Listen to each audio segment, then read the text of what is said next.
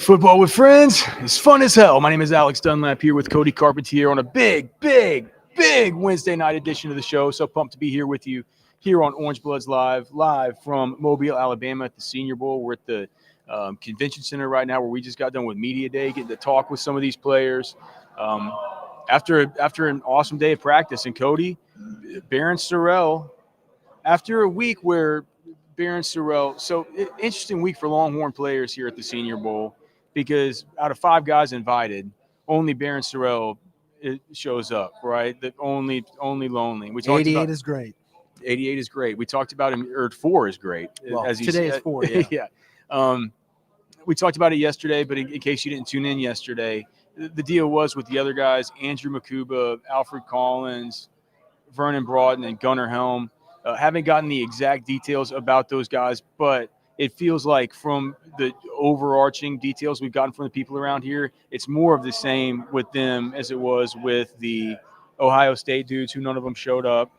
And, a bunch of the Notre Dame guys didn't show up. Only the linebacker. What's the line?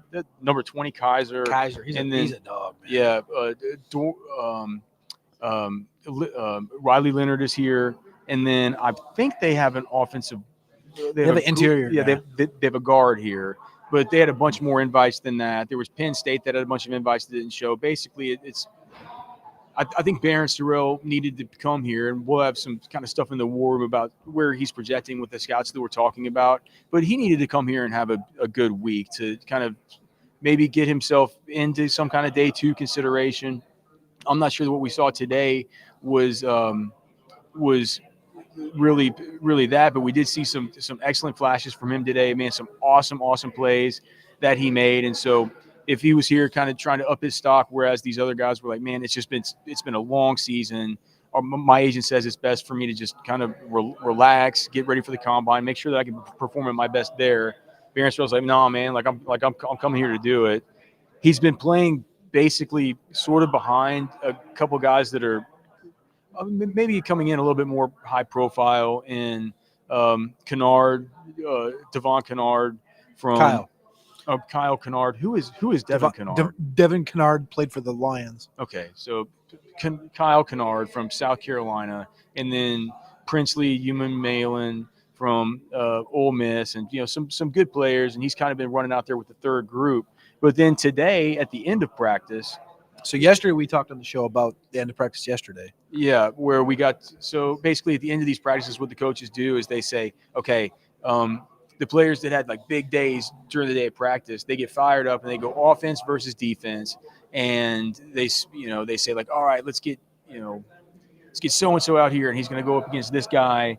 And then the offense cheers for the offensive guy. The defense cheers for the defensive guy. And at the end, with the last rep, if the offense wins, defense does push-ups. Defense wins, offense does push-ups. But it's always kind of highlighting the guys who had done well that day that they want to see going up against each other in one-on-ones. And we got to see that today with Barron Sorrell. Barron Sorrell got to go against Emory Jones. Yesterday we loved the Shamar Stewart, Carson Vincent matchup, Alabama A&M kid. We talked about that. That was awesome. Today it ended, and I don't know what we kind of talked about a receiver matchup we expected to see, or a tight end linebacker matchup we expected to see.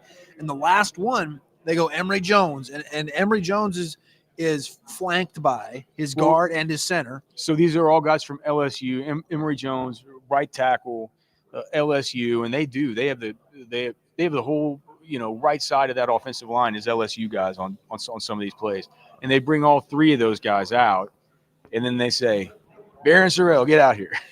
And he comes out there, and Papa Sorrell, Barry was in the roster watch show earlier, and he said, how's he doing? And I kind of went through it quick, so if Barry does catch this, appreciate you, Barry, for tapping into all the shows. That first rep from Barron caught Emory so off guard. He hit him with this, he grabbed him, and it was like to me, it was like it wasn't really, it ended up being a swim, but it was like a tug and a pull. And he manhandled Emory Jones, who is looked at as a first-round pick right now. He manhandled him, swam over him, and he just did the settle right at the quarterback. Boom. And the defense erupts. Yeah. And Emory Jones instantly goes, give me one more. Give me one more. And then the whole offense runs out. He's like, one more and all this. I'm just like, one more? I'm like, no, man. I would have pointed to Emory Jones and said, push-up time. One more. Yeah. Why are you going to give this dude one more? second rep that, but like, dude, so Baron Sorrell like would have ended the entire Whooped him. American Whooped him. practice on a huge exclamation point, just a total beast mode kind of move against a really good. I mean, Emory Jones. There've been people during the season that have said like, well, are we sure that Will Campbell's better than him? Yep. You know, like I'm not sure I fell into that category, but you know, they had two good offensive tackles there, and you know, it turns out he has got to do another rep against him. That felt like a little more of a stalemate. He tried to do a kind of an outside speed rush. Yeah, and it wasn't quite the same as the initial kind of the initial speed to power conversion.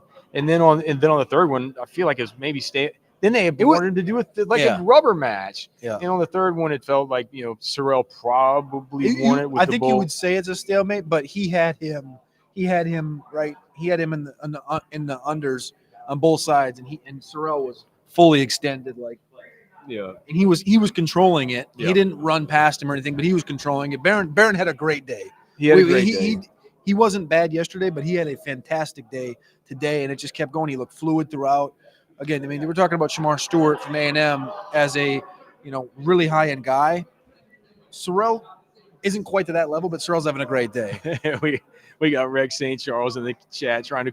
Hey, dude, you don't. We are definitely parked here illegally, so the show won't be quite as long as usual. The security will likely come here, but we're having to do the show from here instead of from the Airbnb because we're actually going to meet right now with one of our great sponsors, Andy Ludecky, myperfectfranchise.net. I heard we're getting good food. Oh, dude, we're going to go to his country club. And the way you get as rich as Andy, where you have country clubs, where you can invite guys like me and Cody out there and to go eat steaks and have fun and watch Texas basketball, is by getting your own franchise.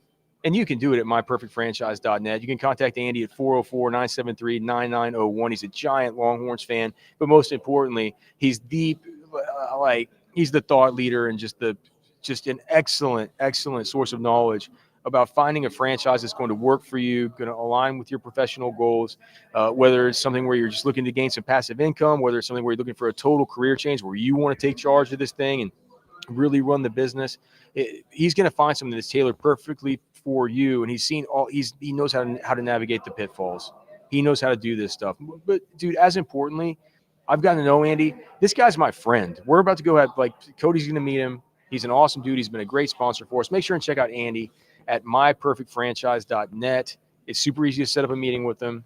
One of our great sponsors, Andy Ludecky, myperfectfranchise.net. But anyway, where we're sitting right now is like halfway between our Airbnb and where we're going to meet Andy across the water's right there, actually. Yeah, we're going to drive across it. Yeah, we're going to drive across it. Across with a T. Across it and go see him. So we're stuck here. Security will end up coming for us. So a little bit shorter show. We try to get started a little bit early today. I know we got to talk about the transfer portal stuff with Hero and Hero Canoe and the new the new defensive tackle edition. Cody and I were having a discussion about what to do on the projected depth chart with him.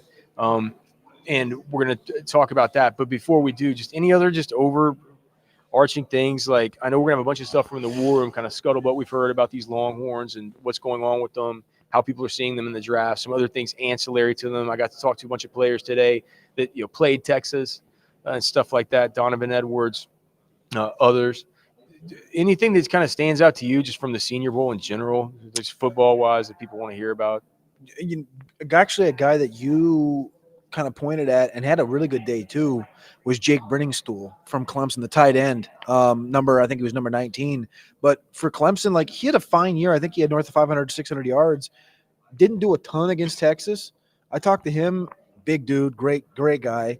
And I just said, coming through the process, I said, you guys made the college football playoff in the first year. You went to DKR. How was it? And he was like, that place is one of one. He goes, that was electric. Because I wanted to get a vibe for – he's the only guy here that you can ask how was DKR in round one of the playoffs. Right, yeah. No, and he's like, DKR is one of one. And I didn't even say oh, I'm with Orange Bloods. I said, you made the playoffs this year. You went on the road. You didn't win. How was it? And he's like, that place was awesome. It was great to play against Texas. We learned a lot. He said Cade learned a lot. It was cool. I mean, I think those Clemson guys they're always good characters. I've been to the pro day a couple of times. They're always good characters.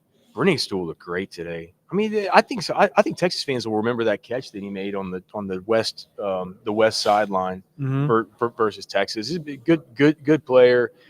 Big day today. It's an awesome tight end class. You know, there's from Miami, Elijah Arroyo. Arroyo. Now it's spelled Arroyo, and you figured it's we're from Texas.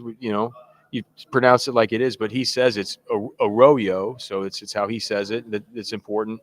He's here. The next great Miami tight end, dude. He really is. All the Miami tight ends that come out are always good, but yeah, he's going to be really good. Harold Fannin Jr. is another tight end. This class, I would think, just in general.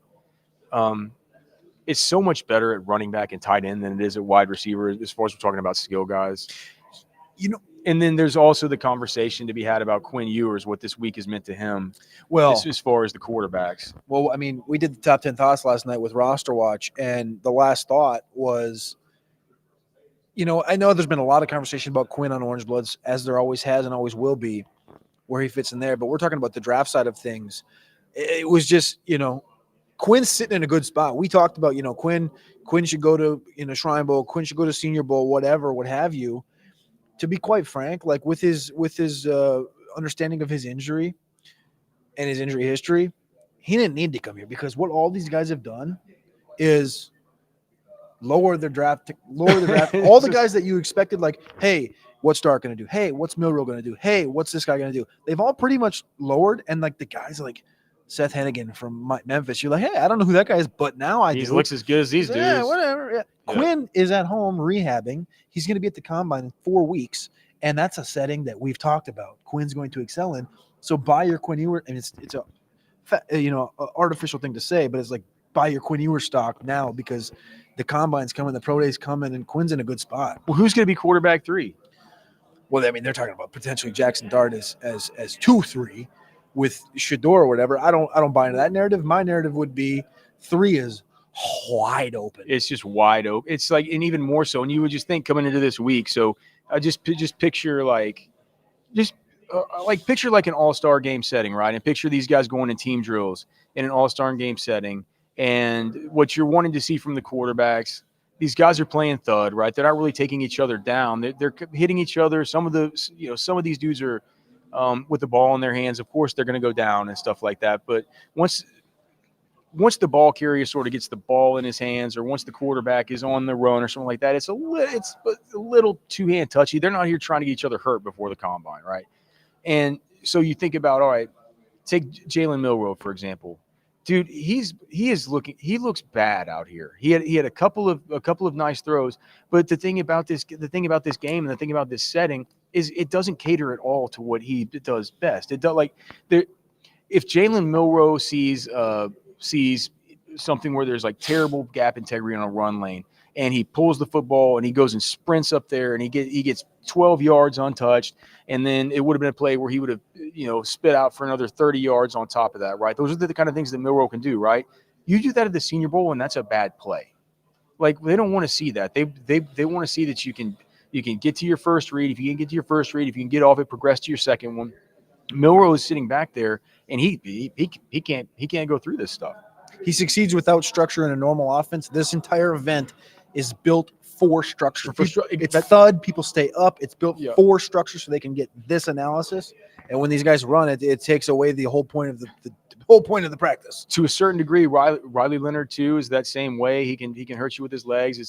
It's just not a factor here. If you want to tuck and run, they look at that. The scouts look at that and they say, "Come on, man! We know you can do that." Yeah, we know that, right? Jackson Dart is the one that you think to yourself, "All right, this is the kind of And I gotten myself all excited for the idea that this is a dude that obviously, if you want to say anything about him, you would say he's a system quarterback and then that Lane Kiffin system, right? So he can obviously fit and do well within that structure.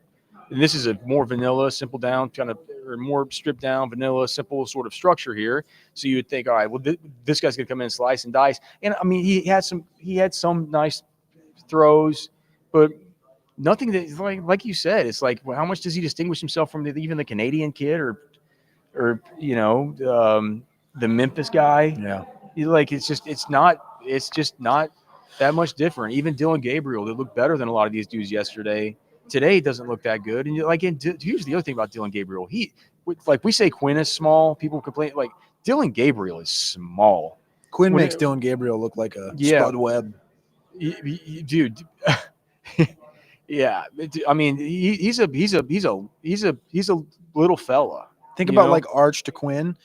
That's like imagine Yeah. the opposite. Like Quinn is Arch and So whatever. How you say that? I said it backwards, but so you start thinking about this, yeah, and what Will Howard, he's not here, but it almost would be like it's maybe he gets the same.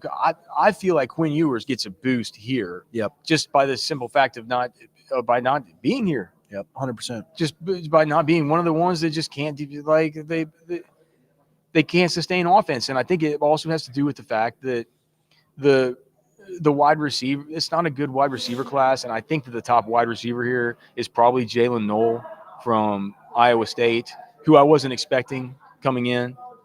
I was expecting like the Miami guy, Xavier Restrepo, maybe, that was like Miami's all-time receptions and receiving yards and receiving touchdowns leader.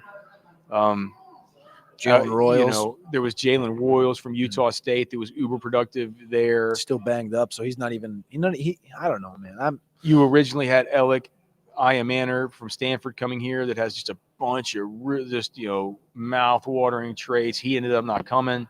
And so the wide receivers that they're left to throw to, the tight ends are good, but these wide receivers, just really, a lot of them struggle to separate. And so I don't know how much of it has to do with the quarterbacks, but if there is an artificial inflation with the quarter, like, dude, Quinn, at this point, I'm thinking that, like, we could be back to talking about Quinn. It's so funny. Draft a flat circle. We could be back to talking about Quinn at the end of the first round. Some people were mentioning it. So yeah. Last thought that I did have. Somebody that didn't come again. One Longhorn Shrine and Senior Bowl. Talking to Carson Vincent, the big offensive tackle from Alabama A&M. Yes. What would have your as a what I would say as a professional elite offensive line grader evaluator yourself? Yep. How would you have felt if you walked into that room and it was Carson Vincent back to back with Cam Williams, as far as a human standpoint? Well, we're gonna have a note on Cam Williams in the war room for what people are saying around here about him. That's two Goliaths. Dude, Carson Vincent from Alabama A&M is just something else. I'm like, I asked him, like, didn't anybody give you a bunch of no one gave you a bunch of NIL to leave that place? I don't know how Bama didn't come in and go, dude, $1 million, come up the street. He's like, are you kidding me? This guy's just like, you got this Shamar Stewart out here who looks like the absolute cartoon of the most perfect edge prospect you've ever seen, and this guy's just out here stonewalling him. Same with Kennard. Same like all these guys, dude. And he's doing this thing where he's doing the slow motion, flicking them off after each play. What is he doing? I go, Carson. I didn't want to come out and go, what's going on between you and Kyle Kernard? I go, LSU, Ole Miss, Florida, A&M, South Carolina. I go, that's SEC that you're going against. He goes, I don't care. He goes, me and Kennard got a little thing because he thinks he's better. But you know what? I just show up. I just do the work. He does. He does this thing where he rolls this one hand, and then he brings up his. I won't do my. But he goes like he whips you. And then he does this. And then the middle finger comes up after you've just got whooped. And it isn't like he does it once. He does it after all the reps. He wasn't doing it. I guess he just learned it last night. He's just maniacal. Dude. Yeah. So that's Carson Vincent from Alabama A&M, the offensive tackle. He'll probably go first round. That's what the Senior Bowl can do for you in this kind of spot if you have those kinds of traits like he does. All right, we were going to talk about Hero. Yeah. So transfer portal. So Texas, we wake up this morning to the news about Texas landing the Ohio State transfer Hero, the defensive lineman. I think we'll probably have some more notes about him in the war room from the Ohio State people that we talked about. But I mean, I think it's basically out there by now that this, it's not like Ohio State was super thrilled to lose this guy. And whenever you ask, it's like, you ask these Ohio State guys, around here, like, well, is he, not thrilled to lose him, like, as in Is he worth $1 million? Like not thrilled to lose him, And they're like, well, how about the defensive tackles? And like you say, well, Texas needs him. They go, yeah, he's worth $1 million. Certainly they have better right now. The way Ohio State's set up, the way they're built, they do have some guys coming up at defensive line that are seasoned that they're very happy with. To where this would have definitely been some kind of competition for him, and maybe it wouldn't have been a spot where he could have come in and just demanded that kind of money from those guys because you can't. It's like let's just say like if Texas right now had some kind of young like Sideer. linebacker, Oh. right, inside linebacker. Oh, like that could be good one day, but he Ty comes. Anthony. Yeah, but Ty Anthony comes in and he wants $750K. You say, well, we really like Anthony Hill. We really like Leon Golafau. Like we brought in Spence. Bo Barnes, freshman. We got Bo Barnes coming in. It's like we like you. We think we want you here next year. We want you here. We want you to stay and develop. But like that, like the market for the market's different for all these teams, right? And so for a guy like Hero, Cody, you look at it you have the alignments pulled up. How many snaps last season? So in 2023, at 90 snaps, 71 of them were at left and right defensive tackle, so 3-tech. And this past year, it was 123 snaps on the defensive line. So again, not a lot of snaps, and 109 of them were at left and right defensive tackle, and it was sub 10 snaps every game predominantly. So he's 305. He's gonna 6'5", 305. 6'5", 305. He's gonna play 3-tech. Bigger than Walter Nolan. Walter Nolan doesn't look big, man. He put like, I think Walter Nolan from Ole Miss had a better day yesterday, I think, than he did today. And unfortunately, yesterday, I think I missed all of his most dominant reps because I didn't leave there thinking the guy had a, usually if everybody's talking about a player, you're like, oh yeah, the North Dakota State offensive tackle, or oh yeah, the Alabama A&M offensive tackle, or oh yeah, Shamar Stewart, or Jalen Knoll, Elijah Arroyo, these types. Shamar. The number 4, the corner. What's his name? 4. 8. Yeah. Zaire Thomas. Yeah. Is he from Florida State? Florida State. Yeah. Keep an eye out for that corner. He's really good. I didn't notice it out of Nolan, but yeah, certainly. But Walter Nolan is picking up a lot of steam here. Whenever I look at sort of what Cody's like, well, where do you put him on the depth chart? And I look at the depth chart. I'm like, well, all right. So what do we even have? So what do we have coming back? So Texas has, as far as interior defensive linemen, so they'll have Travis Shaw, the transfer from North Carolina, Cole Brevard, the transfer from Purdue, Melvin Hills, who will be a redshirt freshman, who didn't play last year, Josiah Sharma, Justice Terry, Myron Charles, as far as true freshmen, and then Alex January, who will be a sophomore? Yep. Okay. Sometimes I lose a year with these guys, but yeah, this was his first year. So I think whenever I look at this, I don't think that Melvin Hills. What does Melvin Hills even weigh? Like, we can't put him at nose. Right? Let's see, Texas roster. He's, to me, I was always like, is he going to even play? I thought for a while there that Melvin Hills might be a guy that I thought in the back of my head, because like, could he be like a defensive end type of dude? Let's see. No, he's 6'3", 305 is what he's listed at. So that's out. I don't see him as nose. I don't. Okay, well, who's playing nose then? Is January going I think over January can play nose. Okay. I think it would be, so if we looked at it now, I would say it would be. I suppose January's what, 315? Let me look and see. I mean, January just feels, he just seems bigger than Hills. January is 315, 6'5", 315. Okay, so we'll put Melvin Hills over here. Yeah, but here's the thing. I would say that right now, I think that Cole Brevard at Purdue played all nose. He never left the 0 or the 1 shade. So he'll come in, certainly play nose. I think that Travis Shaw probably can, and I'm still going to kind of do my work on him. But the games I've watched him so far, he plays a whole ton of a whole ton of 3 technique, but it's not like Brevard where he's just always there, right? It was like it's more like last year whenever you would watch Lole, who would play both, as opposed to Savea only 3 tech, right?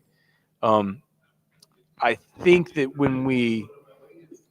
I think that it knows it's going to be Brevard / January, and then Josiah Sharma.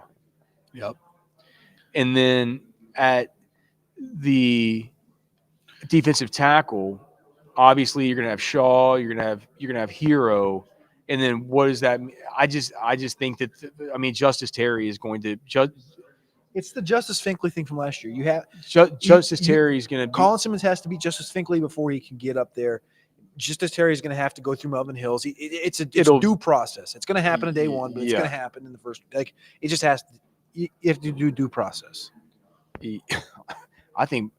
I don't know. Maybe Melvin Hills has just been out of sight, kind of out of mind, and we don't know that much about him yet. But it feels to me like he's probably about to get recruited over by both those guys. I would say Terry and Myron Charles. I wouldn't go all the way. It's got to be Charles. dude. It's got to be for Terry. Justice Terry will beat him up, but it's just going to be just like last year with Colin Simmons. He had to beat out Justice Finkley before he could get the Trey Moore. Okay, but then what about? They're just going to come in because if they were going to just say come in, you get the job. Melvin Hills wouldn't be on the roster right now. What about Travis Shaw? Now that Hero is here, and he wasn't cheap. He wasn't cheap. He's gonna be dependent on to be a contributor. I like the idea of Shaw and Hero working. What? I like the idea of Shaw and Hero working at D tackle as like your 1-2. But what about Justice? Like he's gonna need to play. Justice, yeah, but that's fine. But I think this more than January did this last year. Correct. What this gives you though is those 2 guys, and then you get to bring Justice Terry in when you want to bring Justice Terry in, because Justice Terry, like we know, we've talked about the Colin Simmons stuff. Colin Simmons winning on the edge with his talent and his abilities and his size is much more doable in the SEC than it is for Justice Terry to play on the inside and have success as a true freshman. You're just saying because you're saying that the position's harder. What is the SEC known for, Alex? Trenches, bigger humans in the trenches. Justice Terry's a big human. He's not. But the skill set of the skill set. To do what Colin Simmons does is extremely hard. You get paid more to do that at a high level than you do to do what Justice Terry is supposed to be doing at a very high level. Correct. But what you're saying, like. You're saying physically harder on a physically person's it's harder body. On a human being to come in there. If you put those level playing fields, Colin Simmons, top 5 player in the country, 5-star prospect, day one. What are you doing? Justice Terry, 5-star prospect, top 5 player in the country, day one. What are you doing? It's going to be a lot harder for Terry to succeed on the interior than it is for Colin Simmons to succeed at edge. What I'm saying is just tamper. We need to tamper. We need to know the Justice Terry thing is a little more uphill than Colin Simmons was. But isn't it crazy now? Look. We don't know if Hero's going to be any good, right? He's still like the guy's from Germany. Well, you know what I mean. He's also that was the one thing too. He's pretty raw. He hasn't played a lot of football. Yeah, like he's from Germany. He burst on the scene in California like as a high school guy because of his traits, and I think he was Rivals 250. Yep. But Texas offered him. Like a bunch of people offered him. All the big boys offered this guy. He's been a little bit of a slow bake, as people thought. The guy he's German, or whatever. Like he didn't move here till late. So if there's a question mark, it's like, all right, well, if he does catch fire, then he catches fire, and he's got a ton of athleticism. And once we get back home and we're stationary, and we can go watch a little bit of the games he's played in, and we'll be able to tell you more about that. Clearly, it's nothing we've been able to do today. But we have watched Shaw, we have watched Cole Brevard. I think that both those guys have the requisite skills to. At least I said about Brevard, he looks like a guy. I mean, I think he probably is an upgrade on a Bill Norton. I think you might be able to get more snaps out of him. He's a 65% snap guy for Purdue, whereas Bill Norton's like a 20% snap guy last year for Texas. Um, uh, with Shaw, he's a wild card. there's some pad level stuff. There's some stuff with his. And I still have to do the whole formal eval with all the all 22 stuff, but with Shaw, there's a little bit of the stuff where he can get moved laterally against the outside zone, and it has to do with pad level. You see flashes of him that are magnificent, which made him the number one whatever defensive tackle recruit in his class or whatever it was that year. Just a crown jewel in recruiting for North Carolina. And then you have those three, right?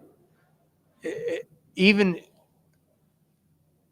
if all of them are just kind of, they're a little bit less than what we expect, we're still right now, after adding Hero, it's a completely different discussion. We're like, all right, well, where do we stick Justice Terry? Whereas, 2 weeks ago, we were talking about, like, well, Justice Terry's you're going to have to start him. Mm-hmm. You're going to have to start him. It's a whole different conversation now, right? And I think we probably need to have a conversation about beef jerky.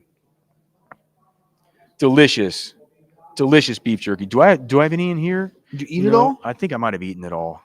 You can scan that QR code right there, and you can go get our delicious. We need to make an order. Cody and Alex's Texas Beef Traders Football with Friends beef jerky. It is indeed tasty as hell. You'll get it sent to you. The cowboy blend, the jalapeno garlic, just unbelievably tasty, delicious, cut right from the sirloins. When it's from Texas Beef Traders, no vaccines, no antibiotics, no inoculations, no vaccinations, inoculations. I don't even know what inoculation means. It sounds not good. All non-GMO feed, bovine nutritionists there on staff. You're talking about the cleanest meat snack you could ever imagine. And of course, our friends are over at Texas Beef Traders, the best you can imagine as far as just an experience, right? An experience there in the shop. Look at that. Oh, look at that beef from Texas Beef Traders. That's waiting for me at home right now. We got some good steak waiting for us over at the Grand Country Club here in a minute, thanks to Andy Ludecky. I'm not sure if we have any super.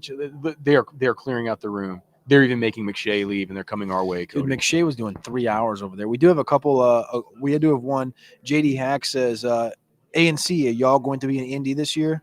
Yes. For like a week. Yeah, we're going to be doing the show for the whole week except for Monday in Indy. But we'll be there Tuesday, Wednesday, Thursday, Friday. Final takes live from Indy, where we'll be able to do our final takes on Matthew Golden and Isaiah Bonds 40 times the next day. We heard training's going good with Golden. Training's going good with Golden. We'll have more on that in the war room. But dude, he's working out with a bunch of killers right now. So I mean, if iron sharpens iron, you'll be happy to hear what Matthew Golden is doing right now. Gosh, he's gotten so much buzz. Number 24 on Daniel Jeremiah's big board. How about Johnny Barron? What was he? There's Johnny Barron, CB1 conversation on Daniel Jeremiah's board. So, dude, Sark needs to I know that he'll never not do it, but he needs to really be talking to if there's ever these guys that say, man, I'm going to go somewhere else, I'm going to make a little bit more in NIL. He might just say, you know what, man, I'm not even going to argue with this about this because you're a donkey and you're an idiot. Dude, do you not? He's like, go ahead, walk out. I don't need you in my program if you don't believe. Well, no, if you just you're somebody who can't put two and two together. You're haven't you seen what's happened with guys like Johnny Barron? I want a bunch of Carson Vincents that are loyal to the program. He's loyal. I said, why didn't you leave somewhere for NIL? And he's like, because I'm a born to the bone Alabama A&M Bulldog. Yeah, I was like, oh. He said, I don't care, man. I'm staying there. That's Barron Sorrell. Yeah. That's Banks. That's all these guys that stayed, trusted the process, and they're going to be one of 14, 15, or 16 that get their name called. Wish we could have been there. Wish we could have been there. Or I wish they could have been here, but it's get you guys some more information. Yeah. It is what it is. We have Barron Sorrell, big beastly day. Cody, anything else you wanted to get to before we get on this causeway and head over to go see our good friend Andy Ludecky at myperfectfranchise.net? I'm excited to go see Andy. big couple days. No show tomorrow. No show tomorrow. We'll be back for Final Takes Friday, which is going to be certifiably epic because you'll be back in Austin. I'll be in Florida. Probably have a little gar beforehand, maybe a little drink, maybe a little tipsy. Final Takes, tipsy Final Takes. I'm down for Final Takes, tipsy. So I guarantee that'll be the show of the week. We'll give you a full hour on Friday. It was a good week. I enjoyed it. All right. So you can email us, fwfemails@gmail.com. You can find us on X, at Cody Carpentier, at Alex Dunlap, NFL. You can find our content over at orangebloods.com. Make sure and tune into the War Room this week. We're going to have a bunch of good stuff over there, so check that out. And tell your friends about the show. Sorry we have to cut it short, but security is coming. So God bless you guys. Love y'all. For Cody, I'm Alex. We're done.